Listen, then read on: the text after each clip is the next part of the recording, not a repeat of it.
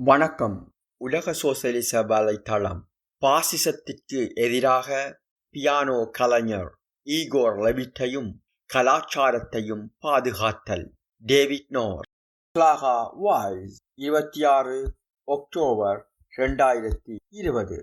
33 வயதான ரஷ்ய German piano கலைஞர் ஈகோர் Levitt தனது தலைமுறையின் மிக முக்கியமான பியானோ மற்றும் இசைக்கலைஞர்களில் ஒருவராவார். அவரது புத்திசாலித்தனம் வெறுமனே ஒரு குறைபாடற்ற கலைநுட்பத்தை மட்டும் கொண்டிருக்கவில்லை. இது பியானோ கலைஞர்கள் மிகவும் தீவிரமாக பயிற்சி அளிக்கப்படுகின்ற ஒரு காலகட்டத்தில் பியானோ கலைஞர்களிடமிருந்து அதிகமாகவோ அல்லது குறைவாகவோ எதிர்பார்க்கப்படுகிறது. இதனை பற்றி பெரும்பாலும் மற்றும் ஓரளவு நகைச்சுவையாக மட்டுமே கூறப்படுவது என்னவெனில், அவர்கள் ஒருபோதும் தவறு செய்வது எப்படி என்று கற்றுக்கொள்ள மாட்டார்கள். லெவிட்டின் நட்புகள் அவரது அபரிமிதமான விளக்கமளிக்கும் கற்பனை திறனில் உள்ளது. இது உணர்ச்சி நுணுக்கத்தை சிறந்த அறிவுசார் ஆழத்துடன் இணைக்கிறது. மனித கலாச்சாரத்தின் உயர்ந்த நிலையில் நிற்பதும் மற்றும் பியானோ கலைஞர்களின் மிக பெரிய உடலியல் மற்றும் சிந்தனா ரீதியான தகமையை வேண்டி நிற்கும் பீத்தோவனின் 32 பியானோ கருவி இசைகளின் சமீபத்திய அவரது பதிவு உலகெங்கிலும் உள்ள விமர்சகர்கள் மற்றும் பொதுமக்களால் ஆர்வத்துடன் வரவேற்கப்பட்டுள்ளது. அறிவொளி மற்றும் மனித ஒற்றுமைக்கான ஒரு சக்தியாக கலையை லெவிட் பார்ப்பது அவருக்கு உலகளாவிய பார்வையாளர்களின் மரியாதையையும் ஈர்ப்பையும் வென்றுள்ளது. தொற்றுநோயின் முதல் மாதங்களில் லெவிட் அசாதாரணமாக இரவு நேர ட்விட்டர் இசை நிகழ்ச்சிகளை தொடங்கினார். இது நேரடியாக ஒளிபரப்பப்பட்டது. தொடர்ச்சியாக 50க்கும் மேற்பட்ட மாலை நேரத்தில் உலகெங்கிலும் இலவசமாக காணக்கூடிய இசை நிகழ்ச்சிகளை லெவிட் வழங்கினார். ஒவ்வொரு இசை நிகழ்ச்சியையும் அவர் அறிமுகப்படுத்தவிருந்த பாடல்களின் முக்கியத்துவத்தை சுருக்கமாக விளக்கினார். லெவிட்டின் ட்விட்டர் இசை நிகழ்ச்சிகள் பல்லாயிரக்கணக்கான எண்ணிக்கையிலான பார்வையாளர்களை ஈர்த்தன. இந்த சிறந்த கலைஞர் இடதுசாரி அரசியலிலும் தீவிரமாக உள்ளார்.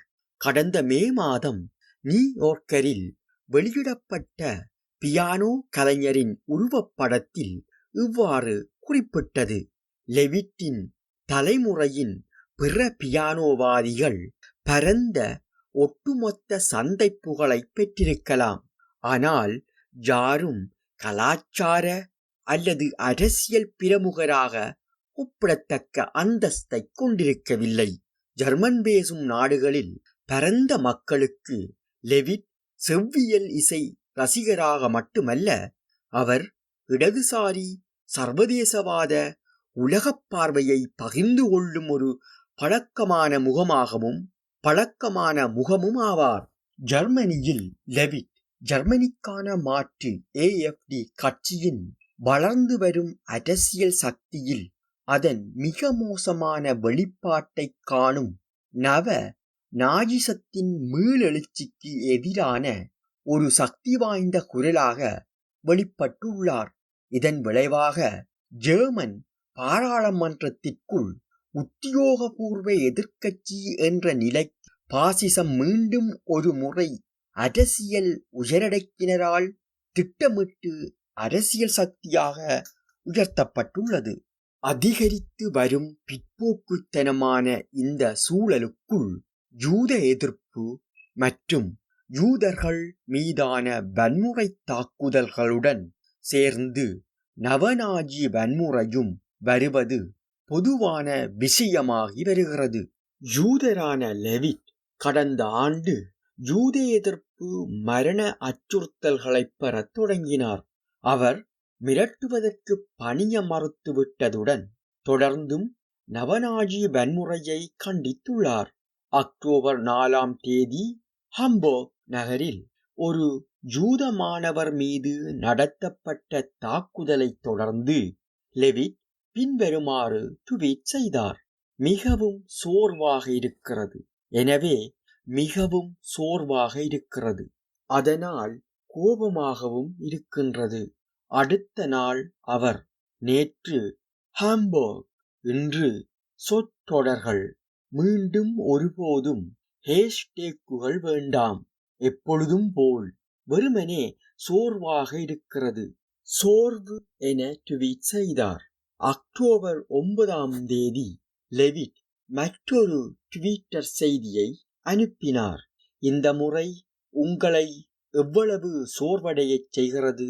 மேலும் அக்டோபர் 10 அன்று லெவிட் எழுதினார், செய்திகளை படிப்பதை விட இந்த நாட்களில் சோர்வடைய செய்வது எதுவும் இல்லை. லெவிட்டின் ட்வீட்டுகள் AFDயும் அதன் அனுதாபிகளும் ஊடகங்களில் பதிவிடுவதை விட ஆயிரக்கணக்கானோரால் அதிகமாக வாசிக்கப்பட்டனவாக இருந்தன. கடந்த வெள்ளிக்கிழமை அக்டோபர் 16 ஜெர்மனியின் முன்னணி தாராளவாத செய்தித்தாளான Süddeutsche Zeitung லெவிட் சோர்வாக உள்ளார் என்ற தலைப்பில் பியானோ கலைஞர் மீது இழிவான தாக்குதலை வெளியிட்டது. அது இழிந்த முறையில் ஹெல்முட் மௌரோ எழுதிய இந்த கட்டுரை யூத விரோத அர்த்தங்கள் உள்ள இலக்கிய போக்குகள் மற்றும் ஒரே மாதிரியான வார்ப்புகளை பயன்படுத்தியுள்ளது. அதன் அர்த்தம் என்னவென்பது ஜெர்மன் மக்களுக்கு உடனடியாகவும் வெளிப்படையாகவும் தெரிந்தது. முற்றிலும் மாறுபட்ட மட்டத்தில் வாசிக்கும் ரஷ்ய பியானோ கலைஞரான டனியல் த்ரிஃபனோவுக்கு லெவிட்டின் நாடக பாணியில் வெளிப்படுத்தப்பட்ட பாத்தோஸை ஒப்பிடுவதன் மூலம் மௌரோ தொடங்கினார். யூத இசைக்கலைஞர்களுக்கு எதிரான ரிச்சார்ட் வாக்னரின் வெறுக்கத்தக்க யூத விரோத பழக்க வழக்கங்களை நன்கு அறிந்த ஒவ்வொரு இசை படித்த ஜெர்மனியரும் மௌரோ எதை பற்றி குறிப்பிடுகின்றார் என்பதை சரியாக அறிவர். உண்மையான தேசிய வேர்கள் இல்லாததால் இந்த நபரின்படி ஒரு உண்மையான ரஷ்யரின் உணர்ச்சி ஆழத்தை அடைய இந்த யூதருக்கு இயலாது என அவர் எழுதியிருந்தார். அவருக்குரிய ஒரு திறமையான பியானோ கலைஞரான டனியல் த்ரிஃபனோ அவரது பெயர் மௌரோவால் தவறாக பயன்படுத்தப்படுவதற்கு எவ்வித பொறுப்பு மற்றவர் என்பதை இங்கு குறிப்பிட்டாக வேண்டும். லெவிட்டின் இசைத்தொடரை பற்றி ஒரு சுருக்கமான புகாருக்கு பின்னர் மௌரோ தனது கோபத்தின் உண்மையான மூலத்திற்கு செல்கின்றார். லெவிட்டின் புகழானது அவரது எந்த ஒரு இசை திறமையினாலும் அல்ல, மாறாக அவரது செய்தித்துறையில் உள்ள தொடர்புகள் மற்றும் அவரது பொது அரசியல் நிலைப்பாடு ஆகியவற்றால் உருவாகியது. மேலும் ஜெர்மனியில் வலதுசாரி மற்றும் யூத விரோதத்திற்கான லெவிட்டின் கண்டனங்கள் பாதிக்கப்பட்டவர்கள் என்ற உரிமை கோருவதற்கான சித்தாந்தத்தின் ஒரு பகுதியும் மற்றும் வெளிப்படையான உணர்ச்சி மிகுந்த தன்மையின் ஒரு பகுதியாகும் என மௌரோ குறிப்பிட்டார். 1933 மற்றும் 1945க்கு இடையில் ஆட்சியில் இருந்த ஜெர்மன் அரசாங்கம் 6 மில்லியன் யூதர்களின் தொழில்துறை ரீதியான கொலையை ஏற்பாடு செய்தது என்பதை மௌரோ மறந்துவிட்டதாக தெரிகிறது, அல்லது அவர் இது நினைவூட்டப்படுவதை எதிர்க்கிறார். லெவிட்டின் அரசியல் ட்வீட்களை தீவிரமாக எடுத்துக்கொள்ள வேண்டுமா என்று அவர் கேள்வி எழுப்புகிறார். லெவிட் பெற்ற மரண அச்சுறுத்தல்கள் பற்றி அவர் எதுவும் குறிப்பிடவில்லை.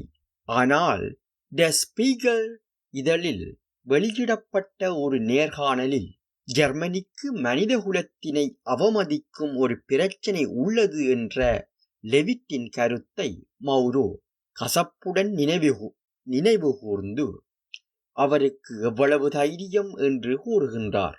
இறுதியாக ஹம்பர்கில் நடந்த தாக்குதல் குறித்த ட்வீட்களை கண்டித்த பின்னர் மௌரோ லெவிட்டின் அரசியல் அக்கறைகளை த்ரிஃபனோவின் சமீபத்திய ட்வீட்டுக்கு முரணாக காட்டினார். அவர் ப்ரகோஷிவின் இசையை வாசிப்பதாக தனது வாசகர்களுக்கு தெரிவித்திருந்தார். ஹம்பர்கில் ஒரு ஜூதர் தாக்கப்படுவதாக லெவிட் பகிரங்கமாக புகார் செய்வதை விட இது எவ்வளவு பொருத்தமானது என்று மௌரோ குறிப்பிடுகிறார். இந்த பத்தியில் எழுதப்பட்டுள்ள செய்தி மிகவும் தெளிவானதாகும். அதாவது ஜெர்மன் பாராளுமன்றத்தில் AfD அமர்ந்திருப்பதும் யூத விரோத பயங்கரவாத தாக்குதல்கள் மீண்டும் ஜெர்மனியில் நாளாந்தம் உள்ளன என்பதும் யூத கலைஞரான லெவிட்டுக்கு பிடிக்கவில்லை என்றால் அவர் அதை தனக்குத்தானே வைத்திருக்க வேண்டும். மேலும் செவ்வியல் இசைத்துறையின் மிக உயர்ந்த மட்டத்தில் அவருக்கு எந்த இடமும் இல்லை என்றும் கட்டுரை வலியுறுத்துகின்றது. 1920 மற்றும் 1930களின் பாசிச குண்டர்களால் யூத கலைஞர்களை துன்புறுத்தியது மற்றும் கண்டனம் செய்த நினைவுகளை மௌரோவின் கட்டுரை எழுப்புகிறது. நாஜி அதிகாரத்தை கைப்பற்றிய பின்னர் எண்ணற்ற யூத கலைஞர்களும் புத்திஜீவிகளும் நாட்டை விட்டு வெளியேற வேண்டிய கட்டாயம் ஏற்பட்டது. தொடர்ந்து அங்கு தங்கியிருந்தவர்கள் கிட்டத்தட்ட அனைவரும் ஹோலோகாஸ்டில் படுகொலை செய்யப்பட்டனர். மௌரோ மற்றும் ஜூடோச்சே சைட்டுங்கிற்கு எதிரான பொதுமக்களின் எதிர்ப்பு மிக பெரியது. சமூக ஊடகங்களில் பொது நபர்கள் உட்பட எண்ணற்ற பயனர்கள் ஜூடோச்சே சைட்டுங்கின் பல வாசகர்கள் மற்றும் செவ்வியல் இசை ஆர்வலர்கள் யூத விரோதத்தை எதிர்க்கும் லெவிட் மீதான கொடூரமான தாக்குதல் என்று இந்த பகுதியை கண்டித்தனர். மிக முக்கியமான செவ்வியல் இசை வானொலி நிலையங்களில் ஒன்றான பயகிஷ உன்ஃபும் ஒரு கொள்கை ரீதியான பதிலை வெளியிட்டது. அந்த கட்டுரையின் யூத விரோத தாற்பயத்தை சுட்டிக்காட்டி அது நியாயமான இசை விமர்சனம் என்று கருதக்கூடிய அனைத்து எல்லைகளையும் தாண்டிவிட்டதாக கூறியது. லெவிட் மீதான மௌரோவின் தாக்குதலை ஜூடோச்சே சைட்டுங் தலைமை ஆசிரியர் ஆதரித்த ஒரு ஆரம்ப அறிக்கையின் பின்னர் செய்தித்தாள் செவ்வாயன்று லெவிட் மற்றும் ஜூடோச்சே சைட்டுங்கின் வாசகர்களிடம் ஒரு பொது மன்னிப்பை வெளியிட்டது. செய்தித்தாள் அதன் வாசகர்களில் பெரும் எண்ணிக்கையும் அதன் சொந்த ஆசிரியர் குழுவின் கணிசமான பகுதியும் இந்த உரை உண்மையில் யூத எதிர்ப்பு என்று உணர்ந்ததாக ஒப்புக்கொண்டது.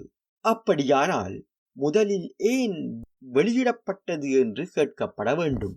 ஜூடோச்சே சைட்டுங் பின்வாங்கல் மற்ற 2 பெரிய நிறுவன செய்தித்தாள்களை சீற்றப்படுத்தியுள்ளது. வலதுசாரி டி வேட்டின் தலைமை ஆசிரியர் உல்ஃப் போஷார்ட் புதன்கிழமை லெவிட் மீதான பொது சர்ச்சை ஒரு கலாச்சார போர் என்று அறிவித்தார். ஜாக்கோபின் இசைக்குழுவின் முதல் வயலின்கள் மற்றும் ஒரு புதிய இடதுசாரி சிந்தனை காவலாளர்களின் ட்விட்டர் படைப்பிரிவு ஆகியவற்றின் முன் ஜூடோச்சே சைட்டுங் அடிபணிந்ததாக குற்றம் சாட்டினார். அவர் மேலும் முரண்பட துணிந்த வலதுசாரி நபர்கள் மீது பகிரங்க தாக்குதல் அறிவிக்கப்படுகிறது என்றார். இதேபோல் பழமைவாத ஃப்ராங்க்ஃபர்ட்டர் அல்கமைன சைட்டுங் மௌரோ லெவிட்டை கண்டனம் செய்வதை எதிரொலித்து மேலும் வெகுஜனங்களின் அழுத்தத்திற்கு உட்பட்டு விட்டதாக ஜூடோச்சே சைட்டுங்கினை குற்றம் சாட்டியது. லெவிட் மீதான கண்டனங்கள் சோசலிச சமத்துவ கட்சியின் SGP 4ஆம் அகிலத்தின் அனைத்து உலக குழுவின் ஜெர்மன் பிரிவு மற்றும் அதன் இளைஞர் அமைப்பான சமூக சமத்துவத்திற்கான சர்வதேச இளைஞர்கள் மற்றும் மாணவர்கள் அமைப்பின் IYSSE வெளியீடுகள் மீதான தாக்குதல்களை நினைவூட்டுகின்றன. ஜோர்ஜ் பாப்ரோவஸ்கி போன்ற பிரபல்யமான கல்வியாளர்களால் அடோல்ஃப் ஹிட்லர் புனரமைக்கப்படுவதை அவை எதிர்த்தன. 2014 முதல் சோசலிச சமத்துவ கட்சி வெளியிட்டுள்ள எச்சரிக்கைகள் முழுமையாக உறுதிப்படுத்தப்பட்டுள்ளன. ஜெர்மனிக்கான மாற்றீட்டின் எழுச்சி ஜனநாயக உரிமைகள் மற்றும் கலாச்சாரத்திற்கு உண்மையான மற்றும் வளர்ந்து வரும் ஆபத்தை ஏற்படுத்துகிறது. ஜெர்மனியில் பாசிச சக்திகளின் இந்த வளர்ச்சி ஆளும் வர்க்கத்தின் ஒரு நனவான அரசியல் நடவடிக்கையின் விளைவாகவும் அரசின் மிக உயர்ந்த மட்டத்தில் ஒரு சதித்திட்டமாகவும் இருக்கிறது. சக்தி வாய்ந்த ஊடகங்கள் ஏற்பாடு செய்த லெவிட் மீதான பிற்போக்குத்தனமான தாக்குதலுக்கும் மக்களின் விருப்பத்திற்குரிய கலைஞனுக்கான பாரிய பொதுமக்களின் பாதுகாப்பிற்கும் பாரிய முரண்பாடு உள்ளது. லெவிட் மீதான தாக்குதல் ஜெர்மனிக்கு அப்பாலும் நீண்ட அரசியல் மற்றும் கலாச்சார முக்கியத்துவத்தை கொண்டுள்ளது. தொழிலாள வர்க்கத்தின் கலாச்சார மட்டத்தை உயர்த்த முற்படும் சமூக உணர்வுள்ள மற்றும் அரசியல் ரீதியாக ஈடுபடும் கலைஞர்களை கண்டு ஆளும் வர்க்கம் அஞ்சுகிறது. லெவிட் தனது அரசியல் நிலைப்பாட்டின் காரணமாக மட்டும் வலதுசாரிகளின் இலக்காகவில்லை. பீத்தோவன் மற்றும் பிற இசை அமைப்பாளர்களின் படைப்புகளை மக்கள் தொகையின் பரந்த அடுக்குகளுக்கு அணுகுவதற்கும் அதன் மூலம் ஒட்டுமொத்த கலாச்சாரத்தின் மீதான ஆர்வத்தை அதிகரிப்பதற்கும் அவர் மேற்கொண்ட முயற்சிகள் ஆளும் வர்க்கத்தால் சந்தேகத்துடன் மட்டும் பார்க்கப்படுவதில்லை, அவை அச்சுறுத்தலாகவும் கருதப்படுகின்றன. மேலும் பிரெஞ்சு புரட்சியால் ஆழ்ந்த ஆளுமைக்கு உள்ளான பீத்தோவன் மற்றும் இசையமைப்பாளர்களின் படைப்புகள் மற்றும் 1973 சில்லியில் CIA ஆதரவுடைய சதித்திட்டத்தினை பற்றிய ஃபிரெடரிக் ஷெவ்ஸ்கியின் மக்களின் ஐக்கியப்பட்ட விருப்பம் தோற்கடிக்கப்பட முடியாதது, The People United will never be defeated போன்றவற்றின் மீது ஈகோர் லெவிட் கவனத்தை செலுத்துவதன் மூலம் அவர் இடது நோக்கிய ஒரு திருப்பத்தை வெளிப்படுத்துவதுடன் மற்றும் கலாச்சார ரீதியான புத்திஜீவிகளின் மிகவும் முன்னேறிய பிரிவினரிடையேயான அரசியல் ரீதியான தீவிரப்படுத்தலையும் வெளிப்படுத்துகின்றார். இந்த நிகழ்வுகளினூடாக தொழிலாள வர்க்கத்தின் வளர்ந்து வரும் இயக்கத்துடன் அது தொடர்புபடுத்துவதையும் இட்டுத்தான் நவ பாசிஸ்டுகளும் ஆளும் வர்க்கமும் வெறுப்பும் பயமும் அடைகின்றன. புரட்சிகர சோசலிச இயக்கத்தை பொறுத்தவரை தொழிலாள வர்க்கத்தின் முழு அரசியல் விடுதலைக்கான போராட்டமும் அதன் கலாச்சார அறிவொளிமயமாக்கலும் பிரிக்க முடியாத வகையில் இணைக்கப்பட்டுள்ளன.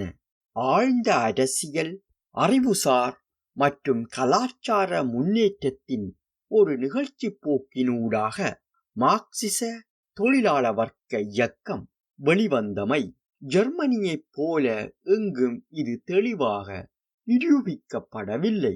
இது மார்க்ஸ் மற்றும் ஏங்கெல்ஸின் விஞ்ஞானபூர்வ கண்டுபிடிப்புகளை மட்டுமல்ல, அவர்களின் தத்துவார்த்த கலாச்சார முன்னோடிகள் சிறந்த படைப்புகளையும் உள்ளடக்கியிருந்தது. கார்ல் மார்க்ஸ் மற்றும் ஃபிரெடரிக் ஏங்கல்ஸ் மற்றும் ஃபெர்டினாண்ட் ஃப்ரைரிக்ராத் ஆகியோரின் நண்பராக இருந்த ஹைன்ரிஷ் ஹைனவுடன் தொடங்கி முக்கிய கலாச்சார பிரமுகர்கள் எப்போதும் புரட்சிகர இயக்கத்துடன் நெருங்கிய உறவுகளை கொண்டிருந்தனர். ஜெர்மன் தொழிலாள வர்க்கம் மற்றும் அதன் அமைப்புகள் மீதான நாஜிகளின் தாக்குதல் அனைத்து உண்மையான கலாச்சாரம் மற்றும் கலாச்சார பிரமுகர்களையும் காட்டுமிராண்டித்தனமாக அளித்தது.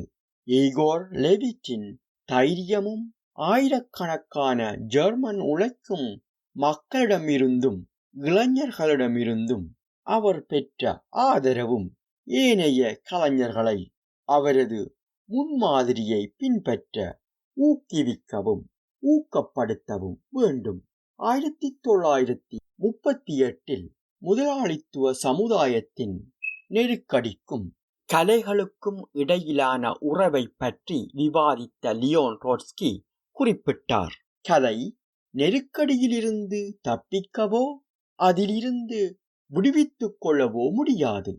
கலை தானாகவே தன்னை காப்பாற்ற முடியாது. இன்றைய சமூகம் அதனை திருத்தியமைக்காவிட்டால் அடிமைத்தனத்தின் மீது நிறுவப்பட்ட ஒரு கலாச்சாரத்தின் இடிபாடுகளுக்கு அடியில் கிரேக்க கலை வீழ்ச்சியுற்றது போல் அது தவிர்க்க முடியாமல் வீழ்ச்சியுற்றுவிடும். இந்த பணி அடிப்படையில் புரட்சிகரத்தன்மை கொண்டது. இந்த வார்த்தைகள் இன்று சக்தி வாய்ந்த முறையில் எதிரொலிக்கின்றன.